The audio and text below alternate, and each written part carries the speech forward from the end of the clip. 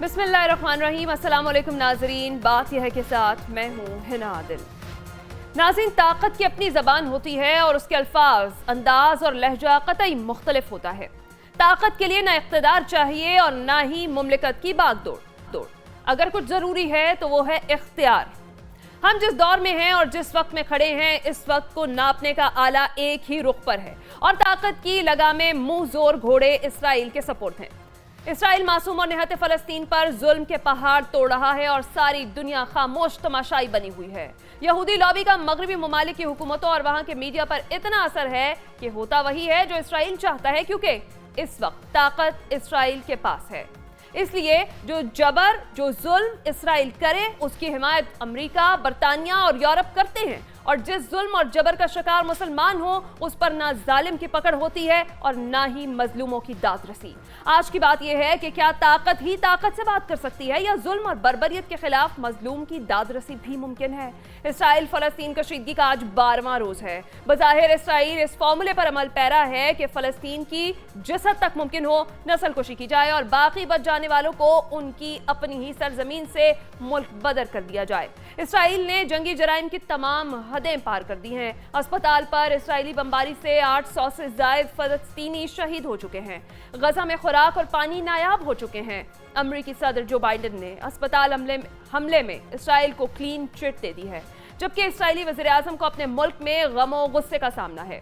Programme के दूसरे हिस्से में हम बात करेंगे कि नवाज शरीफ की वतन वापसी के हवाले से आज एक जो इस्लामाबाद हाई कोर्ट में दरख्वास्त जमानत दायर कर दी गई है और बात यह है कि एयरपोर्ट से मीनार पाकिस्तान तक के सफर में नवाज शरीफ क्या कोई कानूनी चैलेंजेस भी सामना उनका करेंगे या नहीं, और क्या नवाज शरीफ को अदालत में पेश हुए बगैर हिफाजती जमानत मिलेगी या नहीं। और उसके साथ ही आज हम बात करेंगे कि पाक चीन तजारती ताल्लुकात में बड़ी पेशरफ्त हो रही है। बेल्ट एंड रोड इनिशिएटिव खित्ते के लिए गेम चेंजर मंसूबा साबित होगा। चाइना ने सीपैक को आइंदा दहाई में मजीद वुसअत देने के आज़म का इरादा जाहिर कर दिया है।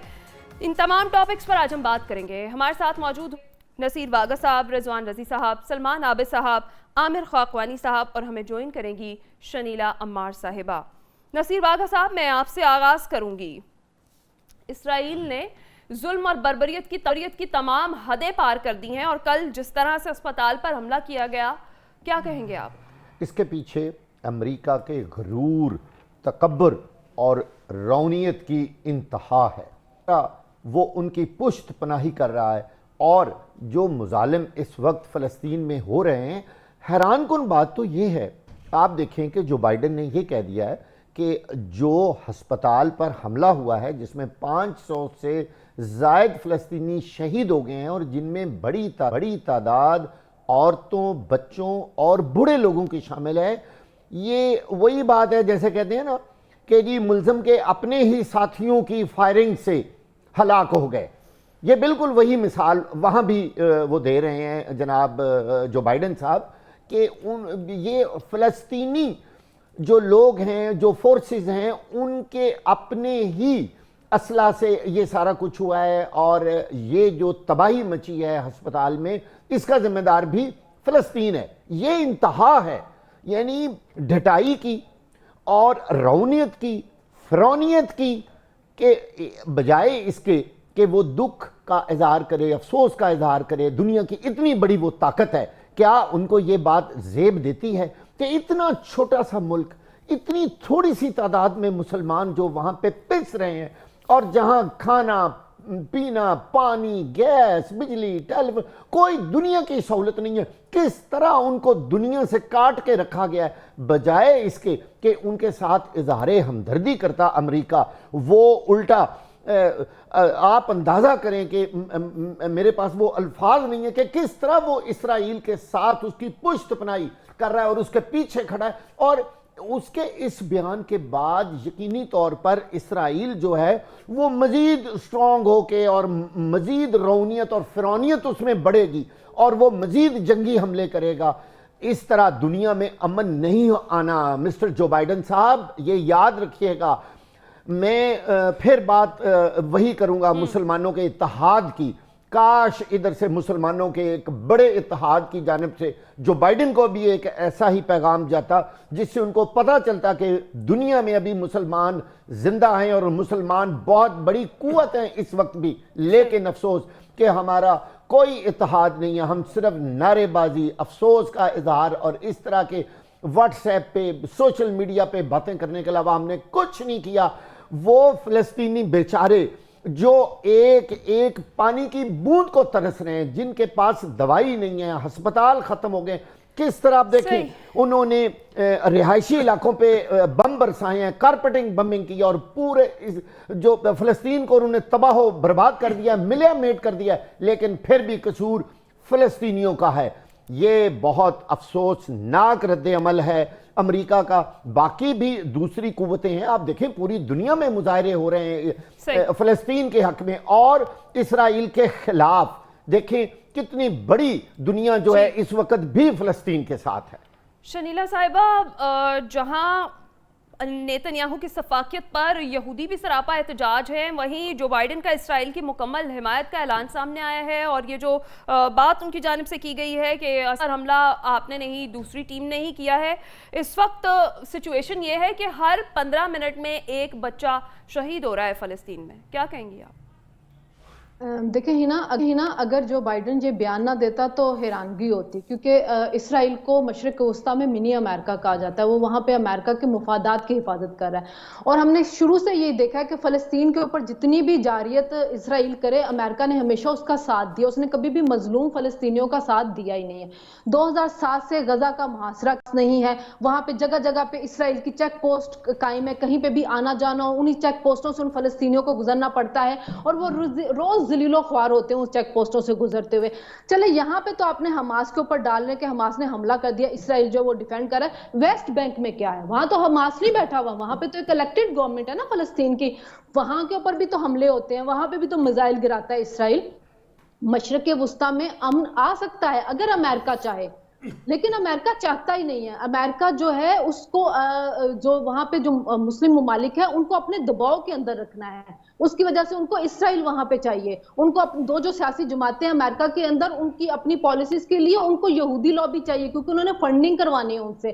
تو آپ دنیا کی بے حسی دیکھیں کہ جو سلامتی کونسل کے اندر قرارداد آئی روس کی طرف سے کہ وہاں پہ انسانی بنیادوں کے اوپر جو کروائی جائے، سیز فائر کروایا جائے، اس میں اس کو مخالفت کرنے والوں میں جاپان بھی شامل تھا۔ جاپان کے خود بھول گیا کہ دوسری جنگ عظیم میں اس کے ساتھ کیا ہوا تھا، ہیروشیما ناگاساکی، ابھی تک جو تباہ حال ہے، جو وہاں پہ ابھی تک نسلیں اپاہج پیدا ہو رہی ہیں۔ کچھ تو سوچیں کہ وہ ان کی جگہ کے اوپر اسرائیل نے قبضہ کیا ہوا ہے، اسرائیل قابض ہے ان کے اوپر، وہاں پہ ہزاروں کی تعداد میں مظلوم اسرائیلی شہید ہو چکے ہوئے ہیں۔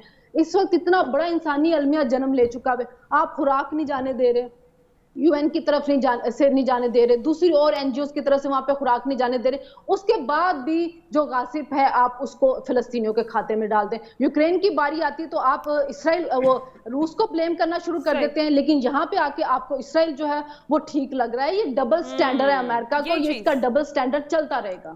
بالکل ٹھیک ہے۔ عامر خاقانی صاحب، کیا کہیں گے آپ؟ امریکہ اسرائیل گٹھ جوڑ ہے اور صدر جو بائیڈن نے اسپتال حملے میں اسرائیل کو تو کلین چٹ دے دی ہے۔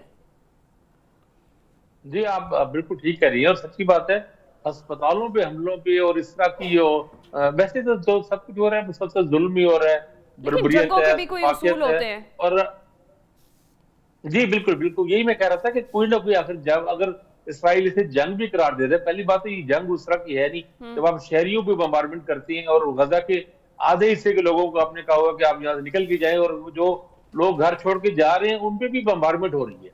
اب پہلے ہی ایک اتنا بڑا شہر تو ہے نہیں، اب وہ پتہ ہے یہ دنیا کی چند گنجان ترین شہروں میں سے، جہاں جگہ تو زیادہ ہے نہیں تو آبادی زیر ہے اس حساب سے، اور یہ جو ہائی رائز بلڈنگ ہے اس کی وجہ بھی وہاں پہ یہی ہے، چونکہ جگہ زیادہ ہے نہیں، تو آپ آدھے شہر کو آپ وہاں سے ہٹا کے آپ کہتے ہیں دوسری طرف چلے جائیں تو وہ کہاں جائیں گے؟ 10 لاکھ 11 لاکھ یا 12 لاکھ قریب لوگ بنتے ہیں۔ تو لیکن جس طرح بھی سب لوگوں نے باتیں کی، ہم بھی ظاہر ہے وہی ہی کہہ رہے ہیں، افسوس اور دکھ کی کیفیت ہے اور ایک بے بسی کی کیفیت ہے۔ بے بسی زیادہ خوفناک، زیادہ شدید ہے، اور یہ پوری مسلم دنیا میں ہے، ایون یورپ اور امریکہ میں بھی جو لوگ مظاہرے کر رہے ہیں ان حکومتوں کے خلاف، وہاں کے اپنے لوگ بھی کر رہے ہیں، تو بے بس وہ بھی محسوس ہو رہے ہیں۔ تو یہ ایک بے بسی کی ایک شدید کیفیت ہے، اور مجھے خطرہ یہ ہے کہ اس طرح کی جب بے بسی اور فرسٹریشن ہوتی ہے وہ ہمیشہ دہشت گرد تنظیموں کو، شدت پسند تنظیموں کو تقویت دیتی ہے، ان سے ان کو فیول ملتا ہے، نئے لوگ ملتے ہیں. تو مجھے خطرہ یہ نہیں ہے، یہ تو خطرہ ہے ہی کہ مڈل ایسٹ میں یہ جو سارا بحران یہ بڑھ جائے گا، ایک بڑی جنگ بھی بن سکتی ہے، ایران اور حزب اللہ بھی اس میں انوالو ہو سکتے ہیں، یہ تو اپنی جگہ ہے، لیکن اس کی آفٹر افیکٹس جو ہوں گے وہ زیادہ خوفناک ہوں گے، اور وہ صحیح، بھی مسلم ورلڈ کو زیادہ بھگتنے پڑیں گے، بالکل صحیح. جہاں بھی شدت پسند تنظیموں کو زیادہ ایک نئی افرادی قوت ملے گی اور پتہ نہیں کس طرف رودال جاتی ہے. تو یہ ظلم ہی ہے، اور ہم لوگ بے بسی سے صرف دیکھتے ہیں اور کچھ بالکل کر نہیں سکتے. بالکل. سلمان عابد صاحب، جیسے عامر خاقانی صاحب کہہ رہے ہیں کہ ہم بس بے بس ہیں، ہم اور کچھ نہیں کر سکتے، اور جو آفٹر ایفیکٹس ہیں وہ زیادہ ورس ہوں گے، کیا کہیں گے آپ؟ دیکھیں، ایک ہے بے بسی اور ایک ہے بے حسی. بے بسی تو دینا مسلم دنیا میں ہو سکتی ہے، عالمی دنیا میں ہو سکتی ہے، لوگ بے بسی کا اظہار کر رہے ہیں، لاچارگی کا اظہار کر رہے ہیں، دعائیں مانگ رہے ہیں، دکھ کا اظہار کر رہے ہیں. لیکن یہ جو بے حسی پوری دنیا کے حکمران طبقات پہ چھائی ہوئی ہے، اس کا کیا کرنا ہے؟ اس کو کون جھنجھوڑے گا؟ اس کو کون ہلائے گا؟ اس کو کون مجبور کرے گا؟ اس کو کون روکے گا؟ یہ جو بے حسی اس وقت پوری کی پوری دنیا میں ہمیں نظر آ رہی ہے، طاقتور حکمرانی کے کانٹیکس میں، بڑی طاقتوں کے کانٹیکس میں، اس کی ریفلیکشن ہے. ابھی آپ نے کہا نا کہ کچھ جنگوں کے اصول ہوتے ہیں. بھئی دیکھیے نا، جب اس طرح کی وار سینٹرک سوچ ہوتی ہے یا وار ہو رہی ہو تو پھر کچھ بنیادی اصول بھی طے کیے جاتے ہیں نا. بچوں کو ٹارگٹ نہیں کیا جائے گا، عورتوں کو ٹارگٹ نہیں کیا جائے گا، مساجد کو ٹارگٹ نہیں کیا جائے گا، عبادت گاہوں کو ٹارگٹ نہیں کیا جائے گا، اسکولوں کو ٹارگٹ نہیں کیا جائے گا، اسپتالوں کو ٹارگٹ نہیں کیا جائے گا. لیکن اب کیا ہو رہا ہے؟ کوئی ہے روکنے والا؟ کوئی پوچھنے والا ہے؟ جو بائیڈن نے کہہ دیا کہ جناب یہ تو حملہ وہاں سے ہوا تھا، یہاں سے نہیں ہوا تھا. آپ کو کیسے خبر ملی جناب کہ یہاں سے ہوا تھا، وہاں سے نہیں ہوا تھا؟ آپ وہاں بیٹھے ہوئے تھے. یعنی ایک نیریٹو بیان کرنا ہے، آپ نے اسرائیل کو بچانا ہے تو بچاتے رہے. جیسے شنیلا صاحبہ نے بھی ابھی بات کی کہ امریکہ پھر اچھا ہے، وہ کھل کے اسرائیل کا ساتھ تو دے رہا ہے. ہم اگر مسلم امہ کی بات کریں تو سوائے بیانات کے ہم اور کیا کر رہے ہیں؟ اسرائیل امریکہ اسرائیل کا ساتھ دے رہا ہے، اسرائیل امریکہ کا ساتھ دے رہا ہے. یہ جو مسلم دنیا کے حکمران ہیں، یہ کس کا ساتھ دے رہے ہیں؟ یہی بات. یہ جو اس کے اوپر ماتم کرے نا، یہ جو پوری مسلم دنیا کے حکمرانوں نے بیٹھ کے اپنے آپ کو یرغمال بنایا ہوا ہے، بڑی طاقتوں کے سامنے، امریکہ کے سامنے بے بس ہو جاتے ہیں، بڑی طاقتوں کے سامنے بے بس ہو جاتے ہیں. ہمیں بیٹھا کے یہاں پہ نعرے لگاتے ہیں اسلام زندہ باد، وہاں جا کے ان کے ساتھ ہاتھ ملاتے ہیں اور سودے کرتے ہیں باقاعدہ اپنی حکمرانی کے. ان کا کیا کرنا ہے آپ نے؟ اس میں سارے کی ساری عرب دنیا کے ممالک کو شامل کر لیں، جہاں جہاں مسلم دنیا بیٹھی ہوئی وہاں کر لیں. ہم نے کون سی اعلیٰ مثالیں قائم کی ہوئی ہیں؟ ہم نے کون سی خود مختاری اور شفافیت کے نظام قائم کیے ہوئے ہیں؟ ہم نے کب مسلم دنیا کے مظلوم لوگوں کے ساتھ کھڑے ہوئے ہیں؟ سوائے وہ جو واگا صاحب نے کہا کہ قراردادیں پیش کرنے کے علاوہ کیا کیا ہے؟ اب آپ دیکھیے نا جس قسم کی بربریت ہو رہی ہے. کل وہ مجھے بڑا افسوس ہوا، دکھ ہوا. یعنی ایک باپ یہ کہتا ہے کہ میں اپنی بیٹی کو اسپتال چھوڑ کے گیا اور ڈاکٹر نے کہا کہ اس کی زندگی کے بچنے کے کچھ چانسز ابھی موجود ہیں. جب میں واپس آیا تو نہ بچی تھی، نہ اسپتال تھا، نہ ڈاکٹر تھا، سب ملیا میٹ ہو گیا تھا. اب اس کے اوپر کوئی ہے کوئی پوری دنیا جواب دے گی؟ یہ بڑی طاقتیں پوچھیں گی اسرائیل سے، یہ بڑی طاقتیں پوچھیں گی کہ جناب یہ سب کچھ کیوں ہو رہا ہے؟ کیوں آپ اس قسم کی طاقت کا استعمال کر رہے ہیں؟ اور جس قسم کا وہاں اسلحہ استعمال ہو رہا ہے، کون ان کو لاجسٹک سپورٹ دے رہا ہے؟ کون ان کو لاجسٹک سپورٹ دے رہا ہے؟ کون ان کو ٹیکنیکل سپورٹ دے رہا ہے؟ کون ان کو مورل سپورٹ دے رہا ہے؟ کون ان کو فائنینشیل سپورٹ دے رہا ہے؟ اس کو بھی تو ورک آؤٹ کیجئے نا. یہ جو پوری دنیا کا نام نہاد جمہوری نظام ہم نے بنا دیا ہے، یہ جو پوری دنیا کا ہم نے بنا دیا کہ نظام جناب انصاف کا بول بالا ہوگا، انسانی حقوق کی پاسداری ہوگی، یہ ڈرامے بازی بند کرے نا. آپ سب لوگ طاقتور کے ساتھ کھڑے ہو جاتے ہیں اور مظلوم کے اوپر آپ اور مزید ظلم ڈھاتے ہیں. اس کے علاوہ اور کیا ہے آپ کی ساری جمہوریت کے کھیل میں؟ صحیح. رضی صاحب، دل دہلا دینے والی کچھ فوٹیجز بھی سامنے آ رہی ہیں غزہ سے، خاص طور پہ کل جس طرح سے اسپتال پر اٹیک کیا گیا، اسرائیل کے حملوں میں جو شہید بچے کی بنا کفن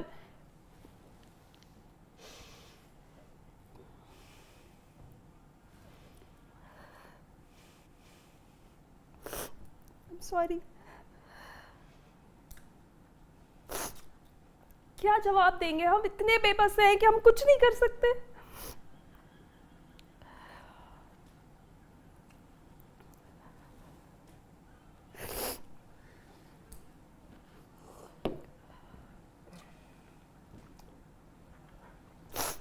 دیکھیں یہ کرسچن ہاسپٹل تھا، کرسچن مشن ہاسپٹل، اور اس کے ساتھ ایک چرچ بھی واقع تھا، اور نارملی اس طرح کے ہاسپٹلز کے بارے میں یہ تصور کیا جاتا ہے کہ چونکہ اس کے ساتھ عبادت گاہ بھی ہے تو اس کو ہٹ نہیں کیا جائے گا.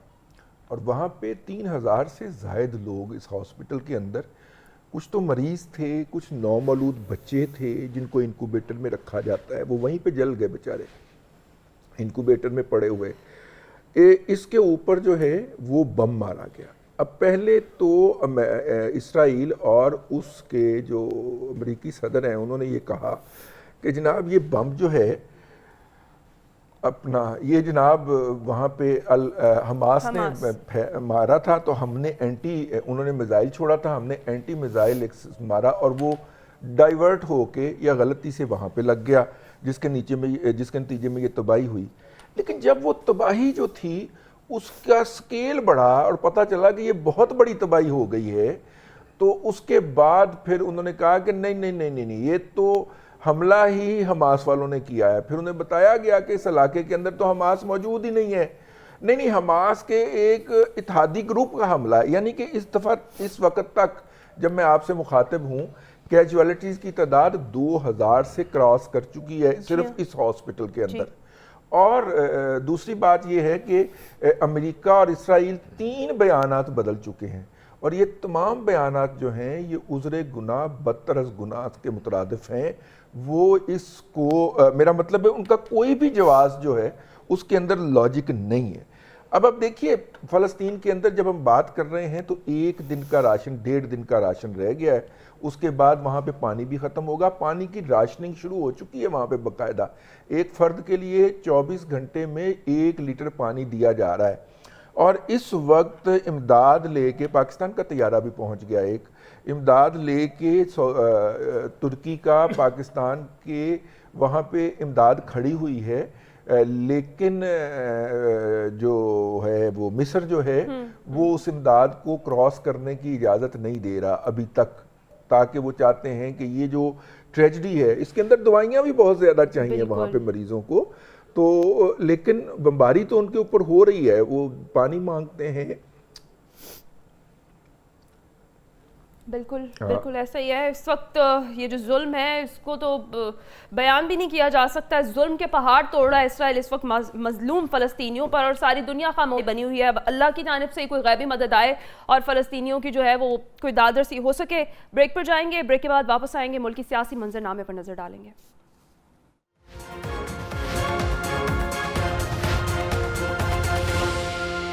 ویلکم بیک ناظرین. بریک پر جانے سے پہلے ہم بات کر رہے تھے کہ ہم سیاسی منظرنامے کا ذکر کریں گے. تو جناب نواز شریف صاحب کی وطن واپسی کو لے کر کافی چرچا اس وقت پاکستان میں، اور نواز شریف صاحب نے وطن واپسی سے قبل اسلام آباد ہائی کورٹ میں فاسری ضمانت کی درخواست بھی دائر کر دی ہے. اب سوالات بہت سارے جنم لے رہے ہیں، وہ یہ کہ مینار پاکستان تک کے سفر میں ایئرپورٹ سے لے کر نواز شریف صاحب کو کیا کیا قانونی چیلنجز درپیش ہیں، اور کیا نواز شریف صاحب کو عدالت میں پیش ہوئے بغیر حفاظتی ضمانت ملے گی یا نہیں. شنیرہ صاحبہ آپ کیا رائے رکھتی ہیں؟ بینچ تشکیل دے دیا گیا ہے، سماعت ہو جائے گی، اور کیا پیش ہوئے بغیر انہیں حفاظتی ضمانت مل جائے گی؟ دیکھیں یہ تو مجھے نہیں پتا کہ کل ججز جو ہے وہ کیا فیصلہ کریں گے، لیکن اگر ماضی کی مثالوں کو سامنے رکھا جائے تو بہت سے سیاستدانوں کو حفاظتی ضمانت ملی ہوئی ہے عدالت میں پیش ہوئے بغیر. جب انہوں نے عدالت میں سرنڈر کرنا اس سے پہلے انہوں نے حفاظتی ضمانتیں لی ہوئی. حوالہ بھی آج دیا گیا عدالت میں. جی شجیل میمن صاحب کو ملی ہوئی ہے، 1-2 اور سیاستدان جو ہیں ان کو ملی ہوئی ہے حفاظتی ضمانت. اور اس کے علاوہ ماضی میں آپ عمران خان صاحب کو دیکھ لیں، ان کو گھر بیٹھے ہوئے حفاظتی ضمانتیں ملتی تھی، بلکہ یہ تک کہا جاتا تھا کہ جو مقدمے آگے بھی آپ نے قائم کرنے ہم اس میں بھی ان کو ضمانت دے دیتے ہیں. تو یہ کوئی ایسا بڑی بات نہیں ہوگی اگر ان کو حفاظتی ضمانت مل جاتی ہے. دیکھیں 2 کیسز ہیں، بار بار رضوان رضی صاحب ان کے بارے میں بتا دیتے ہیں کہ ایمن فیلڈ کا جو مریم نواز کا ختم ہوا وہ صرف جا کے انہوں نے اوپن کروانا ہے، اپنے آپ کو کلیئر کروانا ہے. اور جو ضمانت دی تھی عطر من اللہ صاحب نے، تو اگر اس کا فیصلہ پڑے تو اس کے اندر بھی بڑے سخت ریمارکس دے کے ایک طرح سے انہوں نے اس کیس کو ختم کر دیا ہوا تھا. फिर जो फ्लैगशिप है उसमें तो वैसे उनको बरियत है, और जो अल अजीजिया वाला है, देखिए अल अजीजिया के अंदर अगर जज अरशद मलिक का बयान जो है वो वीडियो बयान आता है, उसकी बुनियाद के ऊपर उनकी आप मिसकॉन्डक्ट में निकाल देते हैं, तो केस कैसे कायम रह सकता है? थोड़ा सा उसको भी देखना। और फिर फ्लैगशिप का जो केस था, उसी केस के ऊपर आपने उनको अकामे के ऊपर फारिग कर दिया और उस केस में आपने उनको नीचे की कोर्ट में बरी कर दिया। तोशाहाना का जो केस बना हुआ है वो तो शायद कोई नंबर स्कोर सेटल करने के लिए इमरान खान साहब के साथ बना दिया गया हुआ है, वरना इमरान खान का जो तोशाहाना का केस है वो नवाज शरीफ साहब का मुख्तलिफ है। और वैसे भी नैब का जो है उसकी तरमीम जो कालदम करार दी थी सुप्रीम कोर्ट ने, उस पर हुकूमत जो है वो रिव्यू में चली गई अदालत के अंदर, तो वो अभी सुप्रीम कोर्ट से देखना है कि सुप्रीम कोर्ट उसके ऊपर क्या फैसला करती है। अगर उन्होंने उसको पार्लियामेंट का हक मानते हुए को कानून साजी कर सकते उसको कायम रखा, तो ये केस जो है वो ऑटोमेटिकली उनके ऊपर से खत्म हो जाएगा नैब वाला। तो हिफाजती जमानत जो है उनको मिल जानी चाहिए, लेकिन ये अब अदालत कल क्या फैसला करती है ये कल देखना होगा। ठीक है, आमिर खाकवानी साहब, नवाज शरीफ साहब मीनार पाकिस्तान जाएंगे या फिर दोबारा कोट लखपत जेल जाता देख रहे हैं आप? उन्हें क्या देख रहे हैं कि जो कल की समाअत है उसमें उन्हें फांसी जमानत मिल जाएगी? देखें, एक बात होती है कि होना क्या चाहिए और एक बात ये होती है कि होगा क्या या होने क्या जा रहा है। तो होने तो ये जा रहा है कि मियां साहब को जमानत भी मिल जाएगी और मीनार पाकिस्तान तक के सफर में मेरा नहीं ख्याल कि मियां साहब को किसी भी किस्म की कोई कानूनी मुश्किल होगी। मियां साहब के लिए मुश्किल एक ही है कि उस दिन जलसा कैसे भरा जाए, लोगों को कैसे लाया जाए और अपनी इलेक्शन कैंपेन कैसे चलाई जाए और आवाम से कैसे वोट दी जाए। बाकी यहाँ तक जहाँ इमरान खान को जबान लिखने की बात हुई थी, ये सबसे अहम बात बननी चाहिए। इमरान खान ऐसा नहीं हुआ था कि वो अदालत में एफिडेविट दे के 2 हफ्तों के इलाज कराने के लिए बाहर गए और फिर 4 साल बैठे रहे हों और अदालत उनको इख्तियारी करार दे दे। ये सबसे बड़ी बात है। लेवल प्लेइंग फील्ड मिल रही है फिर मियां साहब को?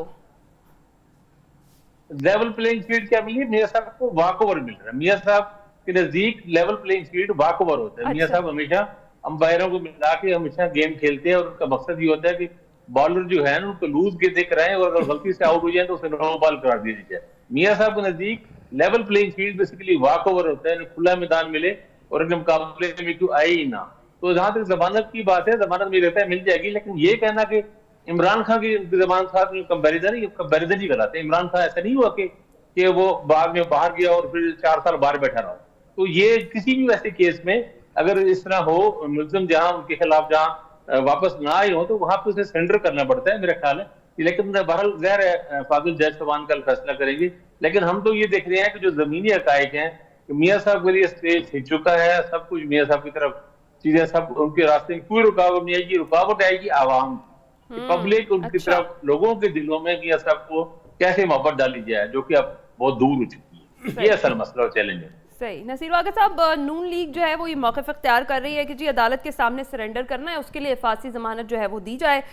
नैब प्रोसिक्यूटर की जानिब से अगर देखें तो ये कहा जाता है कि अगर कोई इश्तिहारी सरेंडर करने के लिए अदालत आना चाहता है तो उन्हें इस पर कोई एतराज़ नहीं है। तो आप देख रहे हैं कि नवाज शरीफ साहब एयरपोर्ट से डायरेक्ट मीनार पाकिस्तान ही जाएंगे, जेल नहीं जाएंगे? देखिए, जब सारा कुछ करना ही अदालत में है तो ये नैब का ये जो बयान है, मुझे तो इसकी समझ नहीं आई कि ये इन्होंने क्या बयान दिया है कि हमें कोई एतराज़ नहीं है। भाई उनको क्या एतराज़ हो सकता है? कमाल है भाई, फैसला तो अदालत में करना है। सर वो नैब केस में सजा काट बेशक नैब केस में है, लेकिन फिर भी वो एक सजा याफ्ता मुल्ज़म है। अब नैब के उस इशू से वो बाहर, वो तो जब सजा मिल गई तो नैब एक तरफ हो गया और उनको सजा हो चुकी है।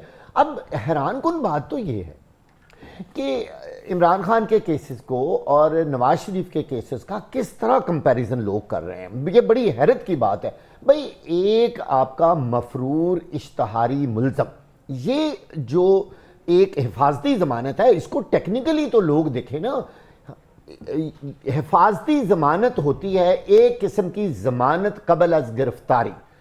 और भाई जब बंदा सज़ा याफ्ता हो गया है और अभी वो अदालत में पेश ही नहीं हुआ, या तो वही गिरफ्तारी ना होता तो चले जी मान लेते उनको हिफाजती जमानत। हिफाजती जमानत का मतलब है उतनी देर मुझे गिरफ्तार ना किया जाए जब तक मैं अदालत में पेश ना हूं, बशर्ते के वो बंदा ना तो अरेस्ट हुआ हो, ना इस सिचुएशन में हो जहां इस वक्त मियां नवाज शरीफ साहब खड़े हैं एक इश्तहारी मुल्ज़म की तरह। मैं बिल्कुल किसी के खिलाफ बात नहीं, मैं आपको टेक्निकली और असल जो इस वक्त सिचुएशन है वो बताने जा रहा हूं। अच्छा, अब मियां साहब तशरीफ लाएं पाकिस्तान, जो सुना जा रहा है कि जी एयरपोर्ट से वो बजरिया हेलीकॉप्टर جائیں گے جلسہ گاہ میں یعنی مینار پاکستان, اور وہاں سے وہ اپنے گھر بھی ہیلی کاپٹر پر جائیں گے. اور یہ یاد رکھنا چاہیے کہ اگر کوئی بندہ بائی ایئر بھی سفر کر رہا ہو نا تو اس دوران بھی اس پر وہی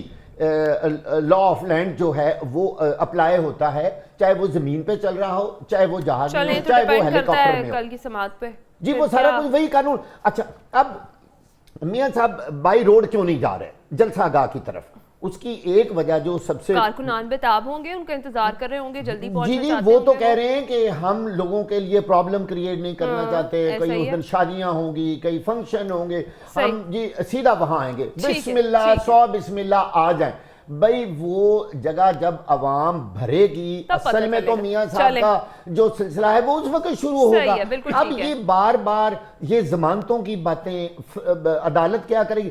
اب دیکھیے پوری سیاست اس وقت صرف اور صرف عدالتوں کے ارد گرد گھوم. ایسا ہی ہے, بالکل ایسا ہی ہے.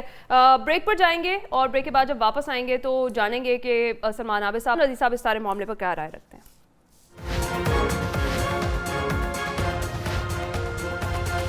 ویلکم بیک ناظرین. بریک پر جانے سے ہم بات کر رہے تھے نواز شریف صاحب کے فاسدی ضمانت کی درخواست پر سماعت کے لیے بینچ تشکیل دیا گیا ہے, کل سماعت ہوگی.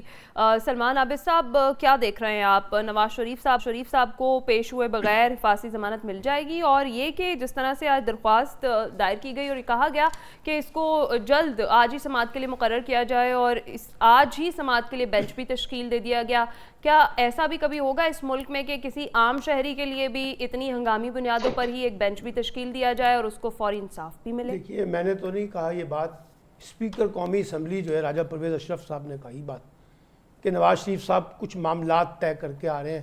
تو جب ان سے پوچھا گیا یہ معاملات طے کرنے کا مطلب کیا ہے تو انہوں نے کہا سیاسی ڈکشنری میں سے ڈیل کہتے ہیں. یہ جو بھولے بادشاہ ہیں نا جو لندن سے آ رہے ہیں, جن کی اپنی لیڈر ڈیل کر جی وہ اب آپ سن لینا, اب آپ کو فوری طور پہ نواز شریف کا نام لیا تو پرشانی ہوگی, تھوڑا سا حوصلہ بھی کرے نا. اب بات یہ ہے, میں تو آپ کی بے فیکٹ ٹھیک کر رہی ہوں. نہیں میں سن لے ذرا, مجھے پتا ہے سارے ڈیل کرتے ہیں, آپ کو بھی پتا ہے. اب وہ نواز شریف صاحب آ رہے ہیں, وہ اتنے معصوم بھی نہیں ہیں, اتنے شریف بھی نہیں ہیں, اگرچہ نام ان کا شریف ہے, کہ وہ بغیر کسی ڈیل کے پاکستان گھسائیں گے اور آ کے یہاں عدالتوں کا سامنا کریں گے, جیلوں میں جائیں گے اور بڑی کوئی مصیبت جھیلنے آئے ہیں. وہ تو گئے بھی ڈیل کے تحت تھے, سعودی عرب میں بھی ڈیل کر کے گئے تھے, اب بھی ڈیل کر کے آ رہے ہیں, پہلے بھی ڈیل کر کے آئے تھے. تو اب مسئلہ یہ ہے کہ نواز شریف صاحب کے لیے جو لوگ سہولت کاری کر رہے ہیں یہ ان کا مقدمہ ہے, ان کو اس وقت سوٹ کرتا ہے. بہت سے لوگوں کے بقول 2018 کے انتخابات میں عمران خان کی کو سہولت کاری دی گئی تھی, وہ بہت بری تھی. اب جو سہولت کاری دی جا رہی ہے یہ بالکل ٹھیک ہے کیونکہ یہ جمہوریت کے بقا کے لیے ہے, اس سے جمہوریت مضبوط ہوتی ہے. اور پھر آپ کو پتہ ہے وہ ہمیں تو اب پتہ چلا نواز شریف صاحب نام کی کوئی چیز بھی ہے, کیونکہ ان کی بیٹی کے بقول ان کا ظہور ہی نیا ہو رہا ہے. وہ آئیں گے تو اس ملک میں انقلاب لائیں گے, اور معاشی انقلاب آئے گا, سیاسی انقلاب آئے گا. آج ان کی بیٹی کی خبریں چھپی ہوئی ہیں کہ یہ نہ پوچھیے گا کہ پیسے کہاں سے آئے ہیں, یہ نہ پوچھیے گا کہ پیسے کہاں سے آئے, پیسہ بہت آ رہا ہے اور جائز طریقے سے آئے ناجائز طریقے سے آئے یہ مت پوچھیے گا. چلے انتظار کر لیتے ہیں. وہ کوئی ٹرک کے اوپر بھی پیسے آ رہے تھے شہباز شریف صاحب کی حکومت میں, سعودی عرب سے, ترکی سے اور پتہ نہیں کہاں سے, وہ ٹرک ہی ابھی تک نہیں پہنچ پا رہا. چلے ہو سکتا ہے نواز شریف صاحب کا ٹرک پہنچ جائے, آ جائیں, وہ بھی آ جائیں, ان کو بھی پورا سیاست کا حق ہونا چاہیے. لیکن مسئلہ یہ ہے کہ نواز شریف صاحب یہ کس کو بے وقوف بنا رہے ہیں کہ میں یہاں کوئی جمہوریت کی لڑائی لڑنے آ رہا ہوں. ان کا جمہوریت سے کیا تعلق ہے جی؟ انہوں نے کون سی جمہوری جدوجہد کرنی ہے؟ وہ ایک خاندانی سیاست کی جاگیر ہے, مسلم لیگ نون کو انہوں نے اپنی خاندانی جاگیر بنائی ہوئی ہے, اسی کے مطابق سیاست کریں گے, چاہے وہ ان کو اقتدار مل جائے. اسٹیبلشمنٹ جانے, نواز شریف صاحب جانے اسٹیبلشمنٹ کا, اور نواز شریف کا نیا رومانس مبارک ہو پوری قوم کو.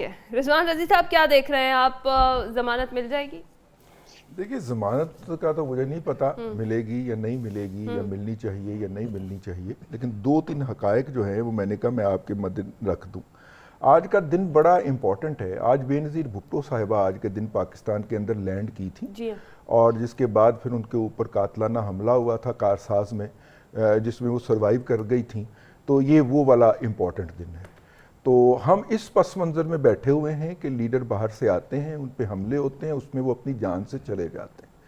تو اگر 55 روپے فی کلومیٹر والے ہیلی کاپٹر پہ کوئی بیٹھ کے اپنی جان بچا لے تو ہمیں اتنا کیلس نہیں ہونا چاہیے کہ ہم اس کے اوپر تنقید کریں. لیکن کل ایک امپورٹنٹ ڈیولپمنٹ ہوئی ہے, اور وہ امپورٹنٹ ڈیولپمنٹ ہے، اسلام آباد ہائی کورٹ نے ایک فیصلہ جاری کیا ہے، وہ فیصلہ جس کے اندر اس نے مریم نواز شریف صاحبہ کو بری کیا تھا، اور اس کے اندر عدالت نے وہ تمام حقائق ریکارڈ کیے ہیں اور ان کے خلاف جتنے بھی لگے ہوئے الزام تھے وہ اڑا کے رکھ دیے ہیں۔ میں نہیں کہہ رہا، بے نظیر شاہ صاحبہ ایک وکیل بھی ہیں اور اینالسٹ کے طور پہ ایک ٹی وی پروگرام میں بھی بیٹھتی ہیں، انہوں نے کل ایک لمبا تھریڈ لکھا تھا اور وہ ججمنٹ پوری کی پوری انہوں نے رپورٹ کی ہوئی تھی۔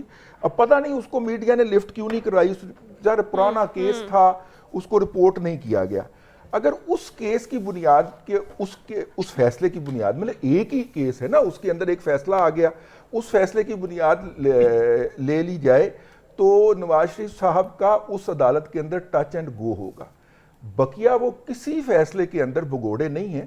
ویسے کچھ دوستوں کو پرانا بھگوڑے کا سبق یاد کرایا گیا تھا اور باقاعدہ بھاری آواز والے فونوں سے کہا بھی گیا تھا کہ نواز شریف کا نام لینا ہے تو ساتھ میں بھگوڑا بھی کہنا ہے، اور کہتے رہے کچھ میڈیا ہاؤسز، وہ ان کو سبق نہیں بھول رہا تو میں اس پہ کچھ نہیں کہہ سکتا۔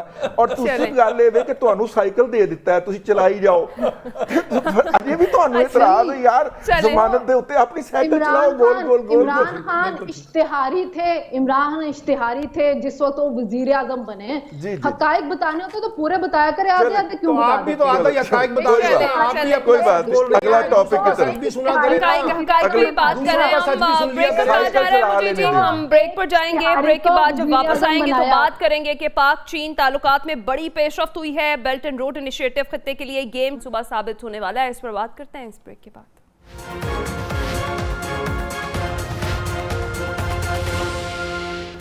ویلکم بیک ناظرین، پاک چین تجارتی تعلقات میں بڑی پیش رفت ہوئی ہے، بیلٹ اینڈ روڈ انیشیٹو خطے کے لیے گیم چینجر منصوبہ ثابت ہوگا۔ چائنا نے سی پیک کو آئندہ دہائی میں مزید وسعت دینے کے عزم کا بھی اظہار کر دیا ہے۔ عامر خاکوانی صاحب کیا کہیں گے آپ؟ جی یہ بہت اچھا ہے، زبردست ہے، ہم تو سی پیک نہرے بڑے عرصے سے ساتھ اٹیچ ہیں۔